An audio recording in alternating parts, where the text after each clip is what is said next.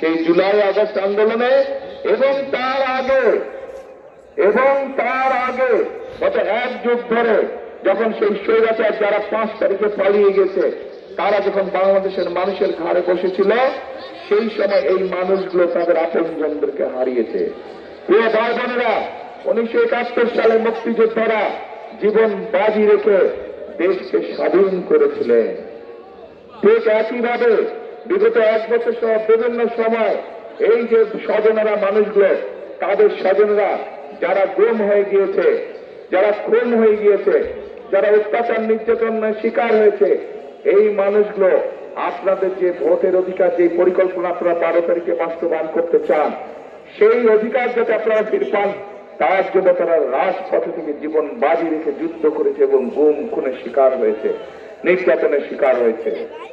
প্রিয় ভাই বোনেরা, 71 সালে মুক্তিযোদ্ধারা দেশ স্বাধীন করেছেন। 2024 সালের 5ই আগস্ট আমাদের ছাত্র জনরা রাজপথে আন্দোলনে সফল করার মাধ্যমে, স্বৈরাচারকে বিদায় করার মাধ্যমে সেই স্বাধীনতাকে তারা রক্ষা করেছে।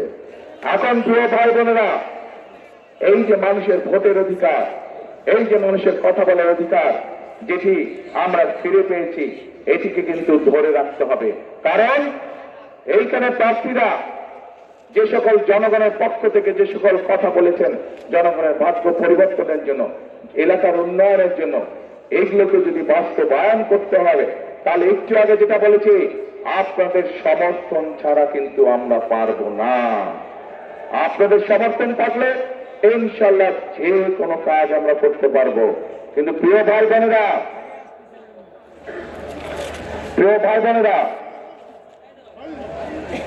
এখানে কিন্তু একটু কিন্তু রয়ে গিয়েছে। এই যে জনগণের স্বাধীনতা, জনগণের ভোটের অধিকার, জনগণের কথা বলার অধিকার, এর বিরুদ্ধে কিন্তু আবার ষড়যন্ত্র শুরু হয়ে গিয়েছে। এবং এই ষড়যন্ত্র কারা করছে? এই ষড়যন্ত্র যারা করছে তাদেরকে জনগণ একটি নামে ডেকে থাকে। জনগণের পক্ষ থেকে তাদেরকে একটি নাম দেওয়া আছে। কি নাম জানেন? গুপ্ত।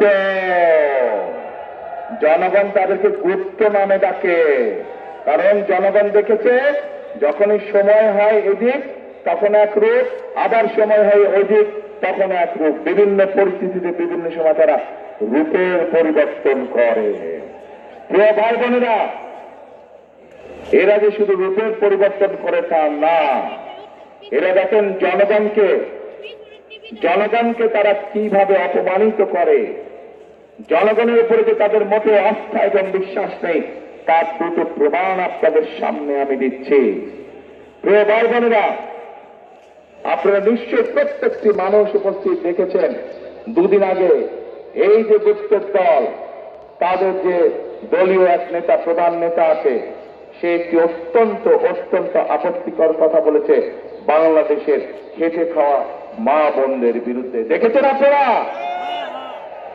প্রিয় ভাই বোনেরা, আমার একটি প্রশ্ন আপনাদের কাছে, যে রাজনৈতিক দল, যে রাজনৈতিক নেতার চিন্তা বা আদর্শ হয়ে থাকে, তার দেশের খেটে খাওয়া মা বোনদের সম্পর্কে এরকম নোংরা চিন্তা হয়ে থাকে, তাদের কাছ থেকে কি আমরা ভালো কোনো কিছু আশা করতে পারি?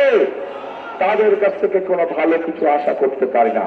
এবং এটির প্রমাণ আমরা 1971 সালে দেখেছি।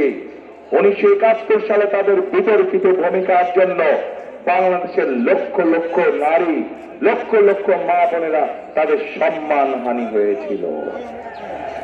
কাজে প্রিয় ভাই বোনেরা, এদের কাছ থেকে আপনাদেরকে সতর্ক থাকতে হবে, এদের ব্যাপারে জনগণকে সতর্ক রাখতে হবে। তারা মুখে বলবে একটা, কাজ করবে একটা। যাদের নিজের দেশের মানুষ সম্পর্কে মিনিমাম যারা সম্মান করতে জানে না, নিজের দেশের মা বোনদের সম্পর্কে যাদের মিনিমাম সম্মান নেই, তাদের কাছ থেকে আজ যাই হোক আমরা কোনো ভালো কিছু আশা করতে পারি না। ঠিক একইভাবে প্রিয় ভাই বোনেরা, তাদের আরেক নেতা আছে, সেই নেতা তাদের দলীয় কর্মী সমাবেশে বলেছে যে 12 তারিখ পর্যন্ত তার দলের নেতা কর্মীরা জনগণের পা ধরে থাকবে, 13 তারিখ থেকে জনগণ বলে তাদের পা ধরবে। তাহলে এবার বুঝেন তাদের চিন্তা চেতনা কেমন ধরনের, অর্থাৎ জনগণকে তারা 12 তারিখ পর্যন্তই দেখে রাখবে। 13 তারিখ থেকে তারা এমন পরিস্থিতি তৈরি করতে চায় যেখানে জনগণের নাবিশ্বাস উঠে থাকবে, অর্থাৎ জনগণের প্রতি তাদের কোনো আস্থা, কোনো বিশ্বাস নাই, জনগণের শক্তিতে তারা বিশ্বাসই করে না। প্রিয় ভাই বোনেরা, আমরা বিভিন্ন পত্র পত্রিকা সহ বিভিন্ন জায়গায় বিভিন্ন খবর দেখছি। কি সেই খবর? এই গুপ্তদের বিভিন্ন লোকজন বিভিন্ন জায়গায় গিয়ে, বিশেষ করে মা বোনদের কাছে গিয়ে তারা বিকাশ নাম্বার চাইছে, তারা এনআই কার্ড চাইছে। দেখেছেন না আপনারা? দেখেছেন এই সংবাদ? ওকে, এখন কেন চাইছে? তারা বাংলাদেশের মানুষের সাথে অনৈতিক আচরণ করছে, অথচ আমরা দেখি অন্যদিকে তারা বলে সৎ মানুষের শাসন দিবে। আরে ভাই, আপনার কাজ চাইতে আপনি শুরু করছেন অনৈতিক বিষয় দিয়ে। যেখানে আপনি নিজেই অনৈতিক বিষয় দিয়ে কাজ শুরু করছেন, সেখানে আপনি কি করে আশা করেন, জনগণ কি করে আশা করবে যে আপনারা সৎ মানুষের শাসন দেবেন? নিজেরাই তো অসৎ কাজ করে বেড়াচ্ছেন। প্রিয় ভাই বোনরা, আজ তাই আসুন, বহু বছর, বহু ত্যাগ, বহু বিসর্জনের মধ্যে দিয়ে বাংলাদেশের জনগণ তাদের হারিয়ে যাওয়া অধিকার ফিরে পেয়েছে। কাজে এই অধিকারকে আমাদের যে কোনো মূল্যে ধরে রাখতে হবে। ষড়যন্ত্র চলছে, কাজেই ষড়যন্ত্র সম্পর্কে সতর্ক এবং সজাগ থাকতে হবে। আমরা যদি এই ষড়যন্ত্রকে ইনশাল্লাহ 12 তারিখে ঠেকিয়ে দিতে পারি, 13 তারিখ থেকে বাংলাদেশে জনগণের শাসন কায়েম হবে। আমরা যদি এই ষড়যন্ত্রকে ঠেকিয়ে দিতে পারি, তাহলে ইনশাল্লাহ 13 তারিখ থেকে বাংলাদেশের কাছে জবাবদিহিমূলক শাসন ব্যবস্থা প্রতিষ্ঠিত হবে। এবং প্রিয় ভাই বোনেরা, আমরা আন্দোলন করেছি অনেক, সংগ্রাম করেছি অনেক রক্তক্ষরণ হয়েছে, বহু মানুষ পঙ্গু হয়েছে।